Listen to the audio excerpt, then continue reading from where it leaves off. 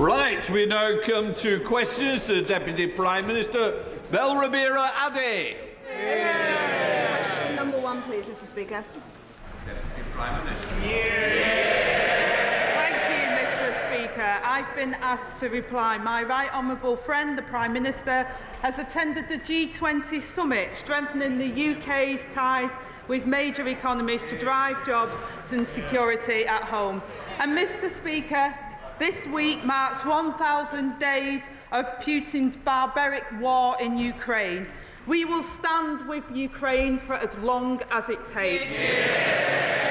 And, Mr. Speaker, this week also marks Equal Pay Day. I am extremely proud that this government has introduced the Employment Rights Bill, strengthening the rights of working women and making work pay. And, Mr. Speaker, this morning I will have meetings with ministerial colleagues and others.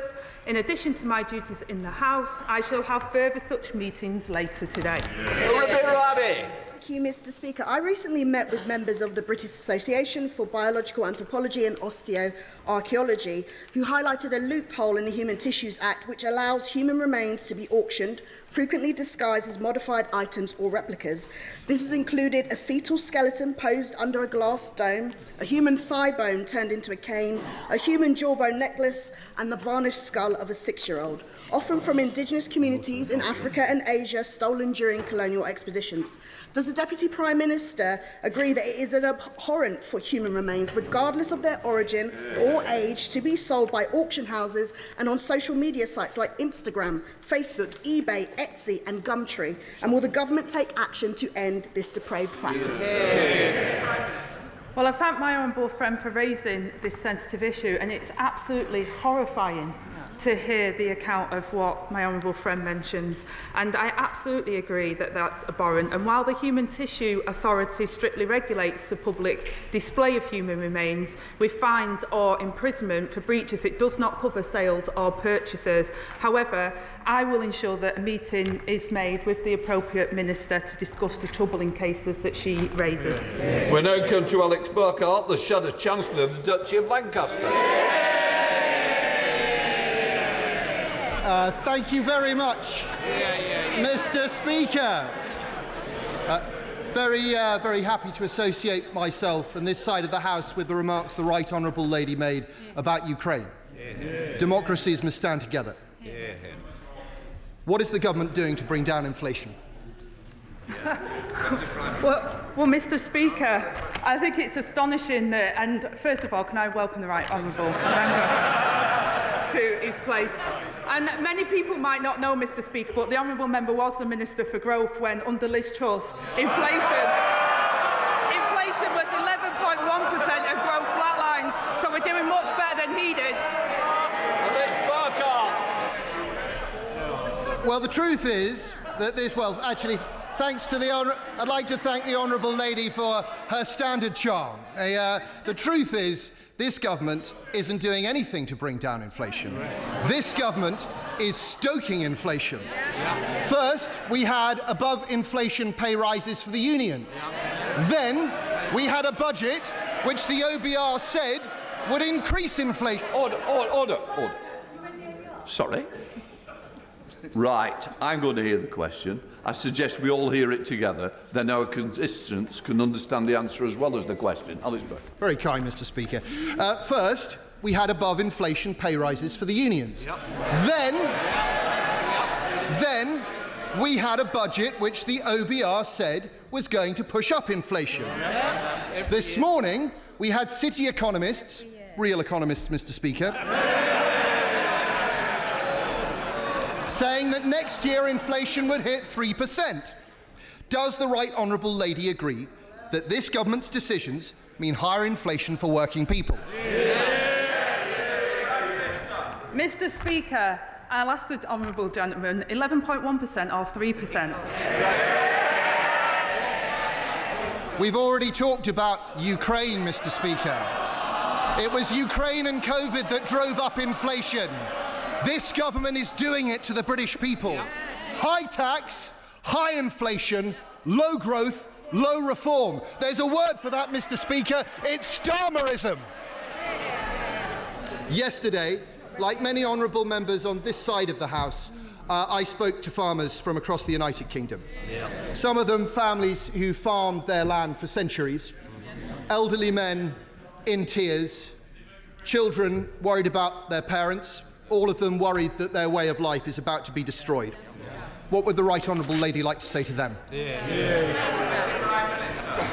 Well, first of all, Mr. Speaker, we are absolutely committed to our British farmers, and that's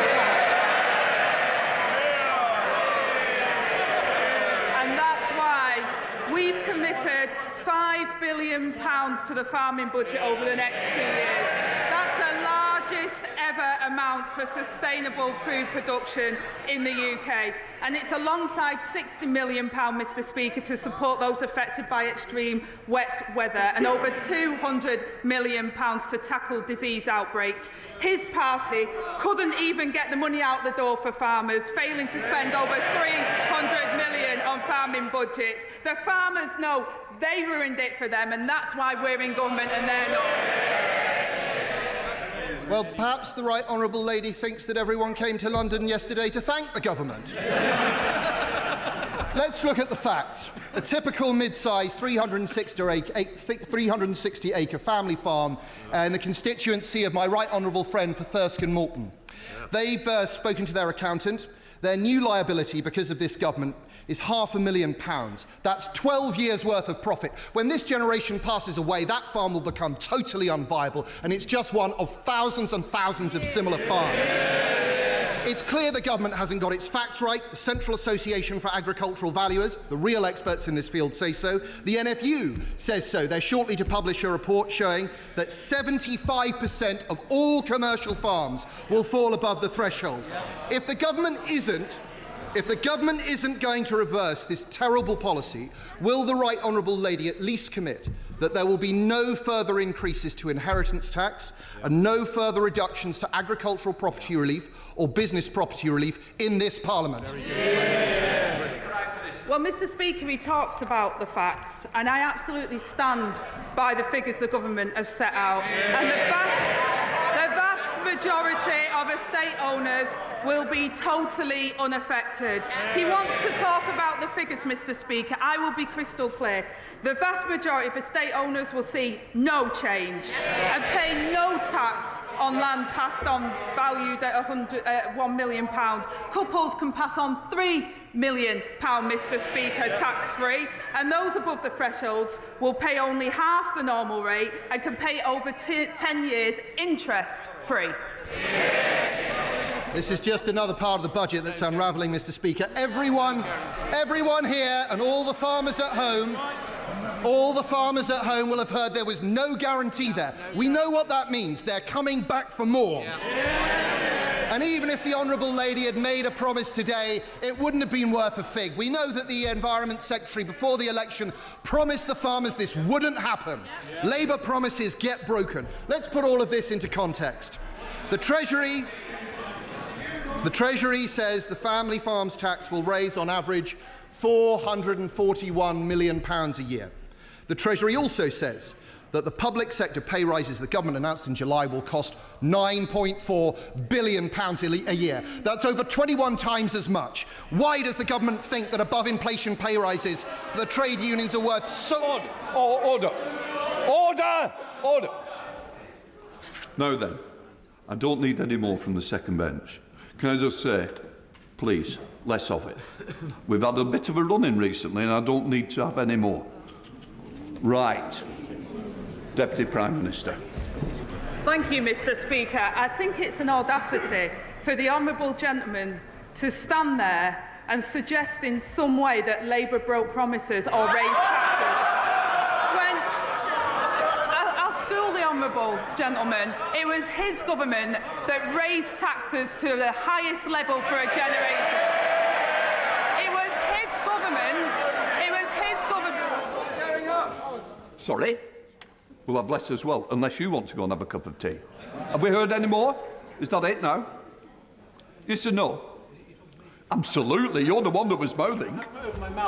Well, I'm sorry, you must be able to do it like a ventriloquist dummy. Prime Minister. It was his government that crashed the economy, that saw inflation rise to 1.1% and growth flatline. It was his government that spent the reserves 3 times over. I'll take no lessons from the honourable gentleman.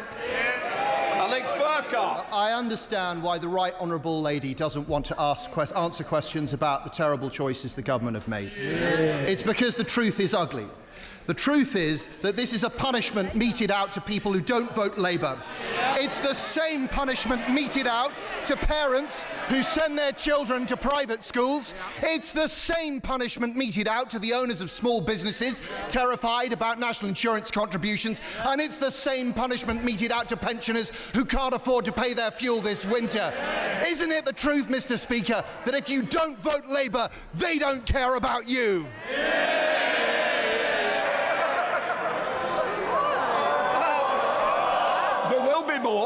There will be more, and it won't be what you want more of.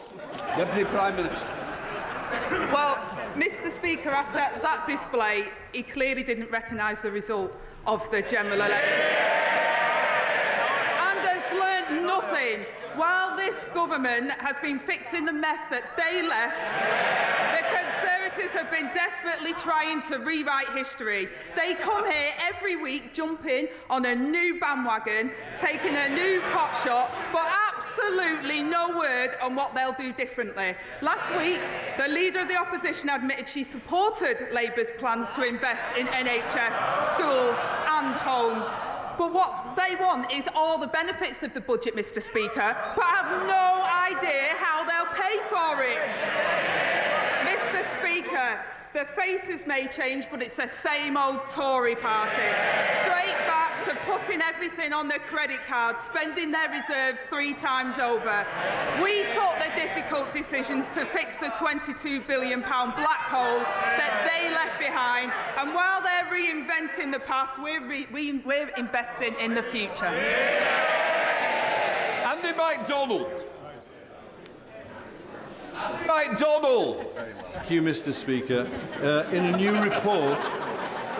new report, Human Rights Watch have set out irrefutably how Israeli authorities are committing the war crimes of forcible transfer in Gaza, which amounts to crimes against humanity. Israel's evacuation system fails to ensure civilian safety. Civilians are not provided with access to health, nutrition and shelter, compounded by the banning of UNRWA, with much of Gaza now uninhabitable. Will the government acknowledge that Israel has carried out mass forced displacement in Gaza, and will it take concrete measures on arms trade and Israeli officials in order to comply with its duty to prevent genocide and protect Palestinian lives? Thank you, Mr. Speaker. The situation in the Middle East is catastrophic, and I know the whole House is horrified at the terrible loss of civilian life. We are calling at every opportunity for an immediate ceasefire with the release of the hostages and more aid into Gaza. But we do urge Israel to ensure that UNRWA can continue its life-saving work, something the Foreign Secretary has discussed directly with the Israeli Foreign Minister. And we've imposed sanctions in response to appalling incidents of settler violence and suspended export licences for arms following a review that found a clear risk that they may be used to commit or facilitate violations of international law. And we will continue to seek to a two-state solution with a secure Israel, Mr. Speaker, alongside a viable and sovereign Palestine. Come to Daisy Cooper, the Deputy Leader of the Liberal Democrats. Thank you. Thank you, Mr. Speaker. May I associate myself and the Liberal Democrats with the Deputy Prime Minister's remarks on Ukraine? Ahead of the budget, I warned the Deputy Prime Minister that increasing national insurance contributions on social care providers would make the crisis in social care worse. Now, OBR figures suggest that the increase in NICs will cost more to social care providers than the money that the government has announced for that sector in the budget, meaning that that measure alone could withdraw £200 million out of the sector. Will the Deputy Prime Minister speak with the Chancellor to make sure that, at the very least, health and care providers are protected from taking the hit? Well, I thank the honourable member for that question, and the Chancellor is sat near me, and I know that through those discussions that we had, that we wanted to ensure that we protected social care. That's why we confirmed £600 million of new grant funding for social care next year, Mr Speaker, an uplift to local government spending and an £86 million increase to the Disabled Facilities Grant. Our Employment Rights Bill will help deliver the first ever fair pay agreement for social care sector as well, and we'll also make sure that the NHS is funded to help with the social care situation as well. Thank you, Mr Speaker. It's clear that the social care providers will be worse off, so I do urge the Deputy Prime Minister and the Chancellor to look again at that. Somebody else who was very worried about the budget is Cathy. Cathy is a farmer in my constituency of St Albans, and she told me yesterday that she thinks the government changes simply do not make sense. The changes mean that her family may have to pay a bill which will force them to sell land, which makes food production unviable. At the same time, the government has not closed the land buying tax loophole that can be exploited by equity firms and the super wealthy. Farmers told me yesterday that they feel like they were betrayed by the Conservatives, and they now feel they were betrayed by the Conservatives.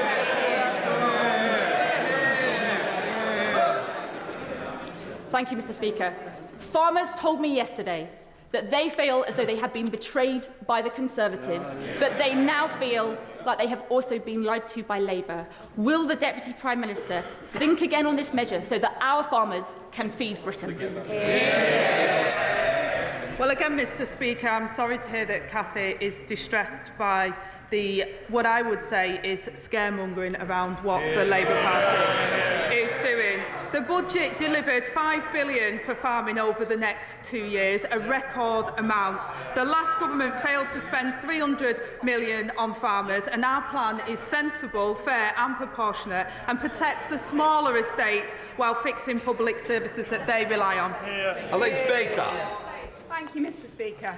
There are only 7 places in England, according to the House Library, where school funding per pupil is lower than my constituency of Aldershot and Farnborough. Does the Deputy Prime Minister agree with me that something has gone badly wrong when teachers are being forced to pay out of their own pocket for basic school supplies, and so many others have left the profession in droves over the past 14 years? 14 years. Will ministers work with me to tackle the root of this problem so that we can give every young person in my constituency and beyond the very best start in life? Thank you, Mr Speaker. And every child deserves the opportunity to succeed in school and beyond. And I'm sorry to hear of the experience in her constituency. Last week I visited Raisingfield Primary School in my constituency, whose school council had a lot to say about the resources to our schools, and we have increased the core schools budget by £2.3 billion next year, increasing per pupil funding in real terms. And as her constituency, home of the British Army, I know she will also welcome the expansion of childcare support to service families deployed overseas, saving families around £3,400 a year. And I'm happy to ensure she gets a meeting with the relevant minister. Anderson. Thank you, Mr Speaker. Just a few weeks ago from that dispatch box, the Minister for Rural Affairs said that he'd been congratulated by a farmer over the introduction of the inheritance tax. Now, I think this farmer must have been a cannabis farmer, because just yesterday we had 10,000 farmers on Whitehall protesting against this madcap decision. So does the Deputy Prime Minister agree with me that this decision should be thrown in the trash can along with Rachel from Accounts' CV? Well, Mr Speaker, he talks about CVs. It's good to see the honourable member doing well on his bench, once a Labour councillor, then a Tory MP, and now a Reform Chief Whip. Every time he switches party, he gets a promotion. Mr Speaker, I've already outlined what we've done to support our farmers, and we'll continue to support the farmers, and we'll continue to invest in our public services to get Britain back on track. Graham Stringer. My right honourable friend has come under intense scrutiny from the press at different times. She must have found it very difficult.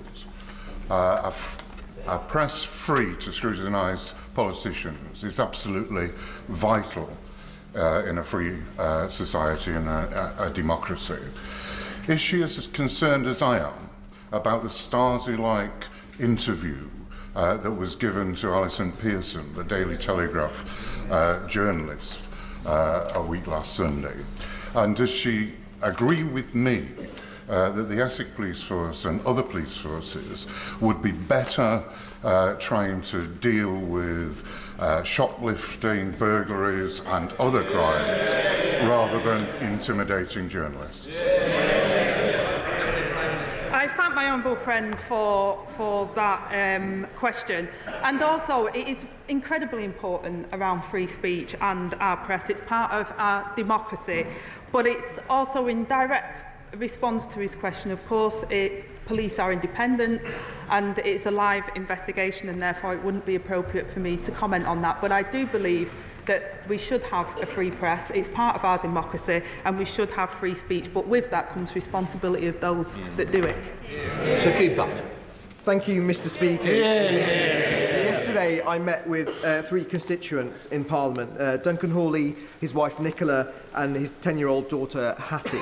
Duncan is a sheep farmer, and he stewarded his family farm for most of his life. He's outraged and hurt and worried about the government's deeply damaging family farm tax. And he's deeply worried about food security, food inflation, and whether we'll even be able to pass that farm on to future generations. So my question to the Deputy Prime Minister is very simple. Why has this Labour government declared war on British farmers?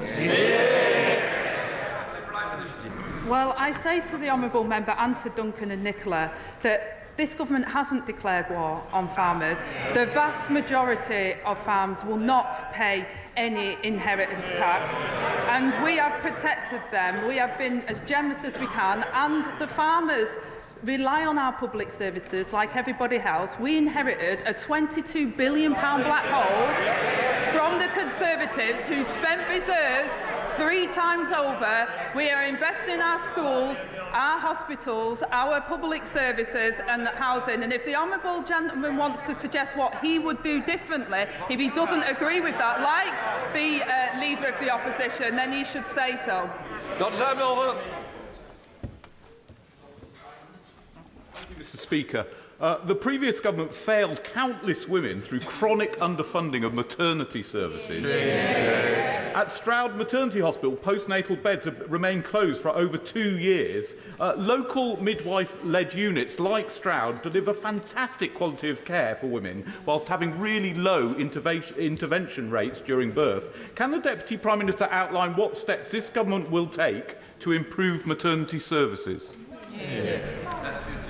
Well, I thank my honourable friend for that question. I'm sorry to hear about the situation in Stroud, and I thank him for raising this important issue for women in his constituency. The Darcy report clearly set out that under the previous government, the NHS was broken, with patients waiting too long for care. We're committed to ensuring that all women and babies receive safe, compassionate and personalised care through pregnancy, birth and, critically, following those months ahead. We will ensure maternity services deliver the best outcomes for patients as we invest to build an NHS fit for the future.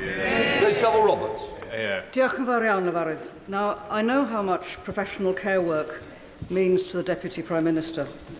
Cariad care homes in Porthmadog tell me they won't be able to absorb the additional exorbitant costs imposed by her government's budget. They tell me they believe this poses a threat worse than COVID to their business. Wow. Will she personally intervene, therefore, so that her government at least makes care providers exempt from the rise in employers' national insurance contributions? Here. Well, she's absolutely right to say that I absolutely value the work of care providers and carers across the whole of the UK, and that's why we've put additional funding in through the budget as well. And we've also been making sure that care providers and those that work in the charities, including hospices, are amongst the tax regime provides the most generous amongst in the world, Mr. Speaker. This includes tax release for charities and their donors worth over £6 billion for the tax year of April 2024. We put record funding into our NHS. We've increased funding into adult social care and children's social care, and will continue to support our public services that were left on their knees by the last government. Fred Thomas. Thank you, Mr. Speaker. 2 weeks ago today, the Chancellor announced a historic £22.6 billion investment into the NHS because it is our duty to rescue this country's health service after 14 years, sadly, of mismanagement, underinvestment and, unfortunately, also misleading announcements from the party opposite. In Plymouth, Derriford Hospital, where I represent, serves not just my constituency, but 19 constituencies across the South West. It is the only major trauma centre for adults in the South West. However, we have really suffered from those decisions from the Conservatives. Can the Deputy Prime Minister outline how that historic investment is going to make its way to Plymouth? Well, I thank my honourable friend for being such a champion for Plymouth, and as he knows, we're providing £25 billion extra over the next 2 years from the Department for Health and Social Care, including the largest capital budget in real terms since 2010, and we'll make sure that every corner of the UK can see the generosity and how that will improve services for them, and I'll make sure he gets a meeting with the relevant minister to discuss in detail how Plymouth will be able to capitalise off that. Thank you, Mr. Speaker. The town of Cheshunt in my constituency of Broxbourne has no banks or building societies. We've been told we're not eligible for a banking hub. We've been told we're not eligible for a banking hub. Does the Deputy Prime Minister agree with me that every town that wants a banking hub should be eligible for one so that my residents can have access to their hard-earned cash? Well, Mr. Speaker, we've committed to 350 banking hubs through this Parliament, and I'm sure the Minister will be happy to meet with him on that point. But I'm also hopeful that he also will be thankful of the Levelling Up Fund Round 2 money that we secured, with £14.3 million going to Waltham Cross Resistance Project, regenerating the town centre for his constituents. Jonathan Hinder. Thank you, Mr. Speaker. I know better than most that under the last Tory government, neighbourhood policing was stripped away, leaving the police invisible in towns like those I represent in Pendle and Clitheroe. As a former police inspector, I'm delighted that the new Labour government has committed to rebuild neighbourhood policing. Can the Deputy Prime Minister assure my constituents that Labour's neighbourhood policing guarantee will soon ensure that every town has a dedicated neighbourhood team? Well, Mr. Speaker, I thank him for his expertise in this area and for the work that he did previous to coming to this place. Tory austerity has decimated neighbourhood policing, and we'll put thousands more neighbourhood police and PCSOs back on our streets to ensure every community has a named local officer, and we'll tackle illegal drugs, half-night crime, crack down on antisocial behaviour and go after the gangs who lure young people into violence. Dr. Andrew Merris. Thank you, Mr. Speaker. The Scottish and Welsh governments have banned the construction of new waste incinerators because of health and pollution concerns. The last government paused them and committed to banning them. Why then is this government busy approving them? Well, Mr. Speaker, planning, as the honourable gentleman knows, we always follow the strict rules in regard to that, making sure that safety and other factors are always taken into consideration, and will continue to do so. Yuan Yang. Thank you, Mr. Speaker. Thousands of families in my constituency of Earley and Woodley have moved into new build developments in Shinfield, in Loddon Park and beyond, but many have found their dreams of home ownership punctured by unfair and opaque property management charges. Can the Deputy Prime Minister reassure my constituents by setting out how the Leasehold Reform Bill will address these concerns, and would she like to meet with me and affected constituents? Well, I welcome my honourable friend to her place. Unjustified increases in service charges are completely unacceptable, Mr. Speaker. The Leasehold and Freehold Reform Act will provide homeowners with greater rights, powers and protections over their homes, and that includes greater transparency over service charges. For too long, leaseholders have been ripped off. It's this government that will sort it out. Fan of the House, Sir Edward Lee. Today is Red Wednesday, in which we remember all those persecuted for their belief worldwide. A recent report by Aid to the Church in Need shows that in the countries surveyed, persecution of minorities has increased by 60%. In the light of this, will the government commit to reappointing the Prime Minister's Special Envoy for Freedom of Religion and Belief, a post that has remained vacant since July, and do that as soon as possible, hopefully by Christmas, so that we in the United Kingdom can play our part in defending religious and belief minorities worldwide. Well, I thank the honourable gentleman for his question. We are committed to champion human rights, including the right to freedom of religion or belief. I join the right honourable member in marking Red Wednesday, an important moment to show support for all those persecuted around the world for their religion or belief. And today we will light up the FCDO buildings in the UK in red in support of that, Mr Speaker. Envoy roles are under consideration, will be decided upon in due course. Lee Burrow. Thank you, Mr Speaker. Harshita Brella was killed and found in the boot of her car as it was taken from her home in Corby on the 14th of November. This tragic murder left the community shocked and scared and is being investigated by the police.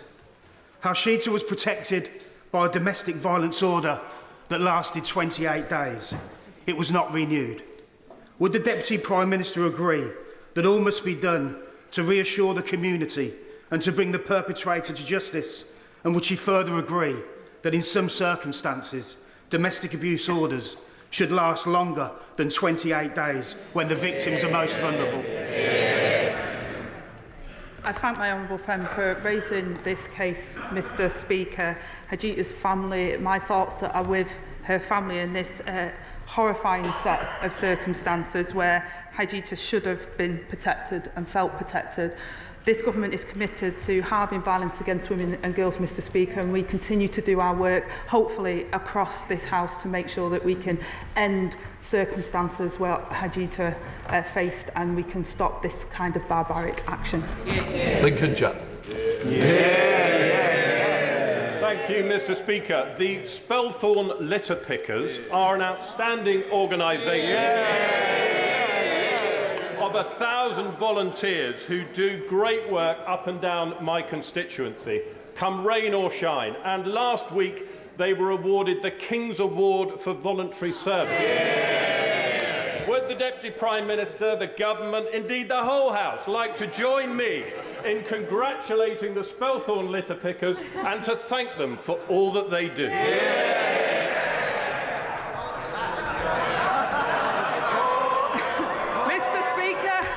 What can I say? I absolutely agree with the honourable gentleman, may I say my honourable friend, in terms of the Spelthorne litter pickers, and say what an important role across all of our constituencies where local communities come together and volunteers help, in particular young people as well do a lot of this in our constituencies, Mr Speaker. So I think across the whole House we congratulate them on their award and those that do the voluntary work and support our community. Barker.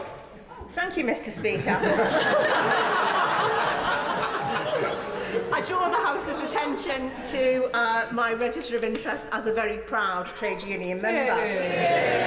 In 2019, the party opposite promised to deliver an employment bill that would protect and enhance workers' rights in the UK, and like so many of their promises, they never delivered. But my right honourable friend has done it. Cleaning up the mess that the party opposite left behind. So would the Deputy Prime Minister agree with me that her employment rights bill is the biggest upgrade to workers in a generation?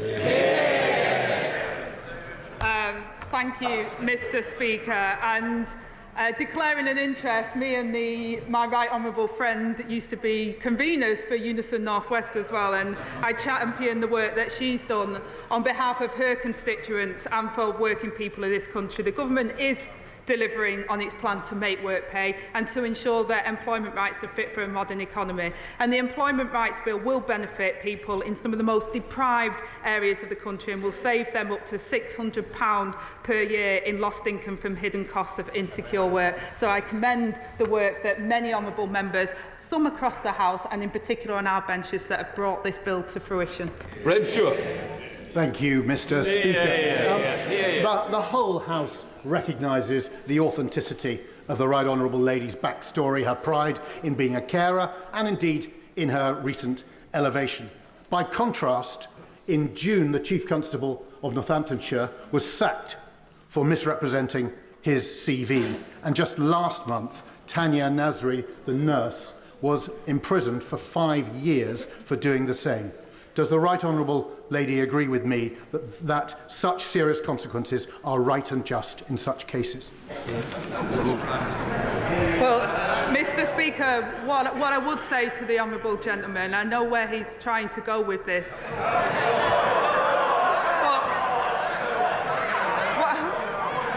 While it's tempting, what I would say to the honourable gentleman is, sorry, the right honourable gentleman, I do apologise. What I would say to the right honourable gentleman is our Chancellor in the last 4 months has shown more competence than the last 4 Chancellors that he had.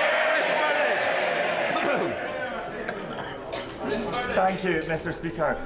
My home city of Edinburgh, despite being Scotland's capital, is the lowest funded per head local authority in Scotland, due to austerity inflicted on us by the SNP in Holyrood. That means great projects like the Ripple face closure. Now that my right honourable friend, the Secretary of State for Scotland, has secured the biggest block grant to Scotland in the history of the Scottish Parliament, will the Deputy Prime Minister work with me to ensure the Scottish Government uses that to end austerity for my constituents? I absolutely agree with my honourable friend. He's entirely right to raise the impact of SNP's irresponsible management of Scotland's finances and the austerity that they're inflicting on his constituents. Our budget rejected a return to austerity, and we delivered the largest funding settlement for Scotland in real terms since devolution. The result of the budget is clear, Mr. Speaker. The SNP have the powers, they have the money, they have no more excuses. Thank you very much, Mr. Speaker. I was contacted last week by a constituent whose husband has stage 4 bowel cancer. He had a routine scan in June but didn't receive the results until early November, and unfortunately within that period he received unsuitable chemotherapy and his cancer has progressed. Given that Shropshire has the worst record in the country for CT and MRI scan results, can I ask the Deputy Prime Minister the same question that my constituent has asked me? When is the government going to address this problem? Well, I'm sincerely sorry to hear about your constituent's husband and the terrible diagnosis at stage 4 and the delays in that. We've set out before how difficult the inheritance was in terms of the cancer diagnosis waiting list. People are waiting far too long for treatment. It's why the Chancellor put record money and funding into our NHS so that we can catch cancer on time. And I know that the Health Secretary is determined to do this, and as a personal endeavour to him to make sure that people are not having to wait and don't end up in the circumstances that are so tragic for your constituent. Just for the record, I'd like to apologise to Mr Kruger. I got the wrong person. Mr Wilder's now owned up to it. What I would say is don't...